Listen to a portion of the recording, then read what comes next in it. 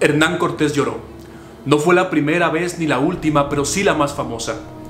En la huida de la gran ciudad mexica, Cortés perdió a la mitad de sus hombres y se habla de alrededor de 4000 soldados tlaxcaltecas.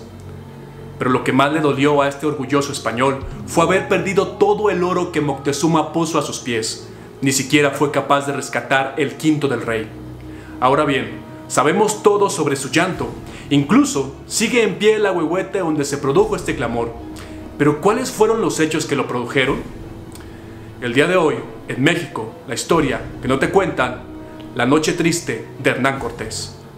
El 8 de noviembre de 1519, maravillado por el tamaño de la ciudad, el lago sobre el que se encontraba, el tamaño de construcciones que soportaba, sus mercados, su gente, la imponente figura del Tlatoani Moctezuma y sus protocolos, Cortés entró a la gran capital y desde un inicio recibió las mejores atenciones.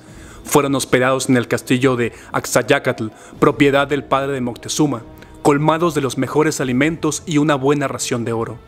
Moctezuma se olvidó del poderío de su imperio, se olvidó de uno de los más grandes motivantes de su gente, la guerra, y en lugar de masacrar a los invasores, decidió llenarlos de tantas atenciones para que no pensaran en atacarlos, sino en irse llenos en sus estómagos y en los bolsillos, ignorando por completo que los hombres del viejo mundo hacía muchos siglos habían cedido al poder del oro. El imperio mexica tenía informes desde hace más de 20 años que estos hombres llegaban del otro lado del mar. Por ello, uno de los argumentos más sólidos para la tranquilidad de Moctezuma es que si masacraba a estos 400 hombres, lo cual francamente le hubiese resultado muy sencillo, después vendrían otros 400 y así sucesivamente hasta que finalmente el imperio mexica terminara por caer. Entonces el Tlatoani hizo lo que se le olvidó hacer a él y a sus antecesores con sus pueblos aliados, es decir, que en lugar de ser una relación de conquistador-conquistado con grandes tributos y sacrificios, fuera una relación de cooperación. Por ello los colmó de oro, esperando que Cortés y sus hombres no los intentaran nunca conquistar. Porque si pensamos, las relaciones que construyó Cortés fueron en parte porque veían en los españoles la oportunidad de deshacerse por fin del yugo azteca, que, hay que decirlo, era muy fuerte.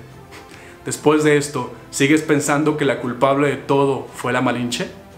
En abril de 1520, Cortés se enteró que Velázquez, el gobernador de Cuba, había enviado a Pánfilo de Narváez para arrestarlo. El conquistador español entró en un dilema: esperar o salir a combatir a más de 1000 hombres con unos cuantos de los suyos. Decidió lo segundo, pero agregando su más grande talento, la palabra. Más que combatir a Narváez, salió decidido a llenar los corazones corrompidos de los soldados rivales de promesas de oro, mucho oro, y tierras en este nuevo mundo. Y así lo hizo. Consiguió convencer a casi todos los soldados de Pánfilo. Cortés volvería triunfante a la gran ciudad. En su ausencia, dejó a Pedro de Alvarado a cargo, con una sola tarea, muy sencilla, pensó Cortés: quedarse comiendo en el castillo, es decir, no hacer nada. Para mala fortuna, Pedro no pudo cumplirla. Las calles de la gran ciudad se hallaban vacías y se respiraba un aire de desastre y terror. Pedro de Alvarado había echado al río todo el trabajo de su señor. Y es que poco antes de la vuelta de Cortés, los mexicas celebraron la festividad a Tezcatlipoca, dios de la obsidiana, en la que un joven que durante un año había sido colmado de los mejores placeres y comodidades sería sacrificado. Dice la versión de los españoles que Pedro de Alvarado, en un acto de valentía y humanidad, fue capaz de arriesgar hasta su propia vida por impedir que este ritual sangriento se llevase a cabo. Dice la versión de los vencidos que incluso los mexicas pidieron permiso al español, quien al verlos a todos dentro del templo mayor y desarmados, comenzó a abrir fuego contra ellos y a utilizar sus espadas, probablemente para que a la vuelta de su señor encontrara una ciudad totalmente pacificada y tomada. Lo cierto es que esto solo avivó el odio hacia los españoles, quienes tomaron de rehén a Moctezuma y fueron corriendo hacia el castillo. Cortés tuvo que tragarse el coraje y organizar en 2 días la fundición del oro en lingotes y la construcción de pequeñas embarcaciones para cuanto antes, emprender la huida. Bien sabía que el número escaso de hombres no sería suficiente para hacerle frente a los enojados mexicas. Como último recurso obligó a Moctezuma a calmar a su pueblo. Lo sacó del castillo en espera de que la gente se apaciguara al escuchar al representante de los dioses hablar, pero no contaba con que Moctezuma ya no era del agrado del poder militar.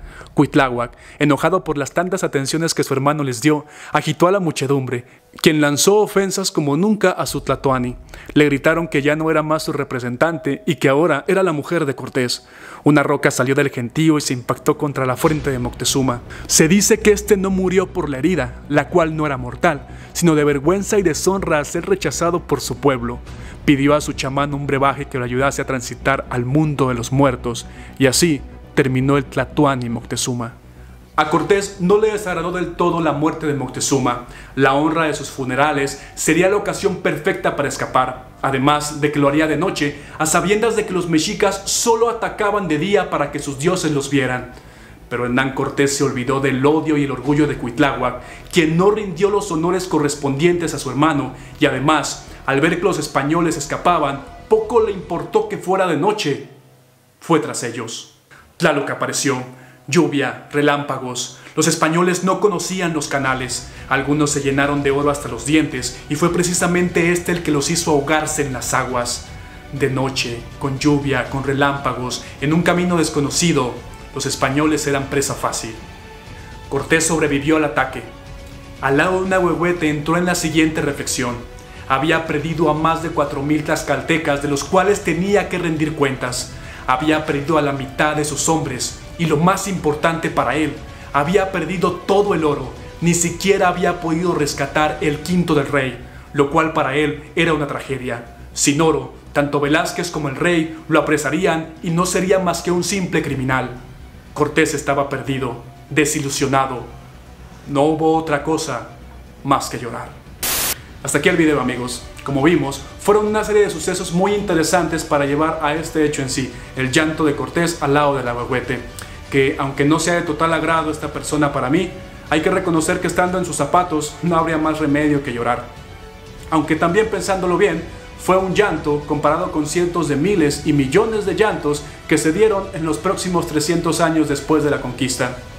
Quiero agradecerles muchísimo, en especial a mi amigo Mike Zúñiga, quien me hizo la oportuna corrección en el video anterior de que no son aztecas, sino mexicas.